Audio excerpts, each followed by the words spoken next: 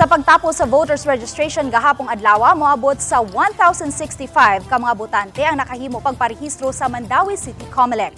Matod ni Jacqueline Riuyan, election assistant sa Mandaue City COMELEC, nga natapos ang ilang registration 5:30 na sa hapon kagahapon. Sagad sa nakadugay mo ang pag-fill out sa registration form nga moabot sa 10 minutos samtang 2 minutos usab ang biometrics.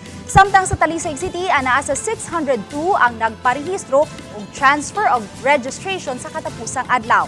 Matod ni Attorney Richley Consulta, Talisay City Election Officer, nga nahuman sila mga 5:30 na sa hapon. Apil na sa mga miapas ang mukabat sa size meal ang nadugang nga mga nagparehistro sugod ni adtong Hulyo.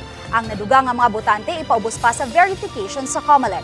Ang Talisay City adunay kapin sa 151,000 ka mga botante. Pag-abot around 4:30 hapit ng 5, nabantayan na to nga mingaw naman ang ato ang registration. So we catered kung isa pa nangabot.